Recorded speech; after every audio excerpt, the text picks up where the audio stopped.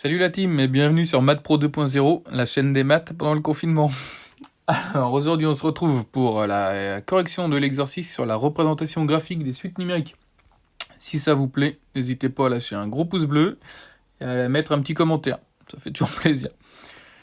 Alors, aujourd'hui on compare deux agences immobilières, Imo78 et Yves Logement, qui louent chacune des studios pour un loyer de 600 € par mois.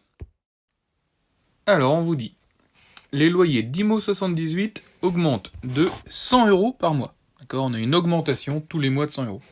En revanche, pour Yves Logement, les loyers augmentent de 10%. C'est-à-dire qu'en fait, on a les loyers qui vont être multipliés chaque mois par 1,10. Ok, bon, c'est pas très réaliste, mais c'est pédagogique. On note UN, la suite des loyers pour Imo78, et VN, la suite des loyers pour Yves Logement.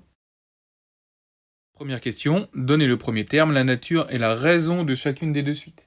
Ok, donc là on travaille la compétence s'approprier. Les informations sont dans le texte, il suffit de les repérer. Bon alors, ici c'est pas très compliqué. La suite UN, c'est la suite des loyers de l'agence Imo78, pour laquelle les loyers augmentent régulièrement, c'est-à-dire tous les mois, 200 €. Tous les mois, on ajoute 100 €. C'est donc la définition de ce qu'on appelle une suite arithmétique. Ok, donc UN, c'est une suite arithmétique de raison combien? De raison R égale 100, parce que les loyers augmentent de 100 € par mois, et de premier terme qu'on appelle donc U1, 600, parce que le premier loyer est de 600 €. Pour VN maintenant, les loyers sont multipliés par 1,10 à chaque fois. C'est la définition d'une suite géométrique de raison Q égale 1,10. D'accord? Et de premier terme, V1 est égal à 600, parce que le premier loyer était lui aussi égal à 600 €. Question 2. Donnez les 5 premiers termes des deux suites. Bon, c'est facile, comme on vient de les caractériser, on va pouvoir donner pour chacune des deux suites leurs 5 premiers termes. U1, premier terme, on l'a dit, 600 €. U2, deuxième mois, les loyers, ils ont augmenté de 100 €. Donc 600 plus 100 est égal à 700. Bravo. Et ainsi de suite, on ajoute 100 € à chaque fois. Ok. Ensuite, pour la suite VN, il faut multiplier chaque terme par 1,10 pour avoir le terme suivant. Ok. Le premier terme V1, on a dit c'était 600, le premier loyer. Le deuxième terme V2, c'est le premier terme multiplié par la raison. Ok. Et ça nous donne 660. 660. Oups, 660. V3, je prends V2 multiplié par la raison. Donc ça fait 660 multiplié par 1,10. Et ça nous fait 726. Ainsi de suite, à chaque fois, je multiplie par 1,10. D'accord? Donc on obtient pour V4 799, j'arrondis à l'euro près. Je multiplie par 1,10, la raison, qui est toujours la même, par définition, et j'obtiens V5 qui vaut 879. Question 3. Retrouvez par le calcul la valeur de la raison de chacune des suites. Bon, c'est un peu tiré par les cheveux, mais en fait, c'est l'exercice 2 à l'envers. Ok.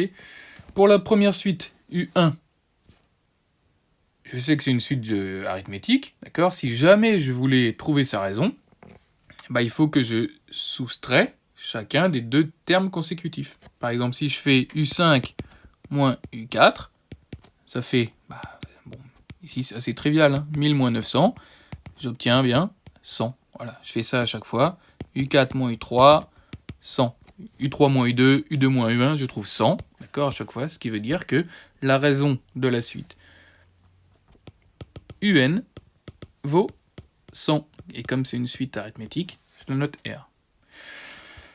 Pour la suite VN, l'idée est la même, sauf que quand c'est une suite géométrique, je vais diviser chaque terme par le terme qui le précède. Donc je fais V5 divisé par V4, et je dois trouver approximativement un 10. Ce sera la même chose si je fais V4 divisé par V3, V3 divisé par V2, et V2 divisé par V1. Donc ici, on a bien une suite géométrique de termes 1,10. Alors, question 4, A et B. Bon, c'est vraiment pour vous faire bien assimiler les définitions ici. À partir des tableaux, prouver que UN est une suite arithmétique. Bon bah encore une fois, on triture ce qu'on a fait déjà fait. Pour passer de U1 à U2 à U3 à U4 à U5, à chaque fois, j'ajoute au terme précédent la raison constante qui est de 100. Bah, c'est la définition d'une suite arithmétique de raison 100. Pareil, 4b, pour passer d'un terme au terme suivant, je multiplie à chaque fois par un terme constant qui vaut ici 1,10. C'est la définition d'une suite géométrique de raison 1,10.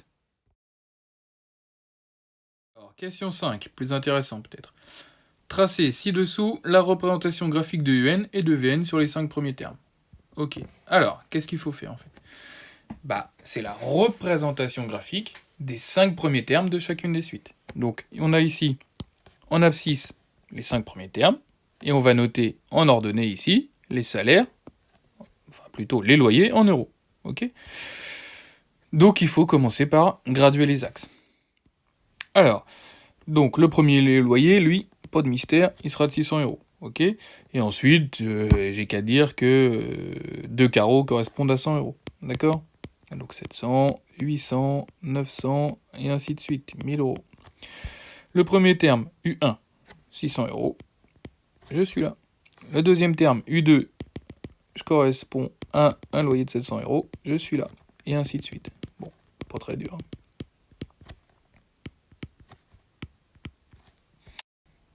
Pour la suite VN, peut-être un petit peu plus délicat, mais enfin bon, je pense que c'est dans nos cordes quand même. On a V1 qui vaut 600 euros. Deuxième terme, 660.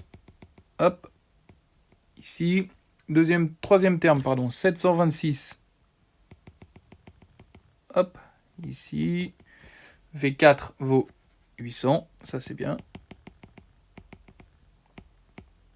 Ok. Et le cinquième terme, 880 si j'arrondis, ce qui nous fait environ 13 environ. Ça. Alors, par curiosité, j'ai poussé un petit peu jusqu'au 8e terme pour chaque suite. À quoi ça sert? Eh ben, on va essayer de regarder un petit peu la forme des courbes. Qu'est-ce qu'on peut constater pour la suite UN? Eh ben, si je regarde, les points ils sont parfaitement alignés. On obtient une droite. Ok? Donc ça, on le retient dans un coin de sa tête. Pour les suites arithmétiques, les points sont alignés. Est-ce que c'est pareil pour les suites géométriques? Bon, on va regarder. Est-ce que l'ensemble de mes points est aligné là? Eh non, pas du tout. Pas du tout. D'accord, on voit qu'il y a un infléchissement de la courbe là. J'essaie de relier les points pour la suite. Voilà, on voit bien qu'il y a une inflexion qui est nette. Hein. Donc pour les suites géométriques, j'obtiens pas du tout de droite. Et c'est logique puisque comme les loyers augmentent de 10% par mois, les augmentations ne sont jamais les mêmes mois après mois. Donc, c'est normal de ne pas obtenir une droite. 6e et dernière question. Au bout de combien de temps les loyers auront-ils été augmentés de 400 euros? Donc le loyer initial était de 600. Autrement dit, au bout de combien de temps les loyers seront-ils de 1000 euros? C'est très simple, il suffit de regarder sur les courbes. 1000 euros, hop, 1000 euros, je suis là, je corresponds, pour la suite UN, au 5e terme. Ce qui signifie que c'est le 5e loyer qui sera de 1000 euros.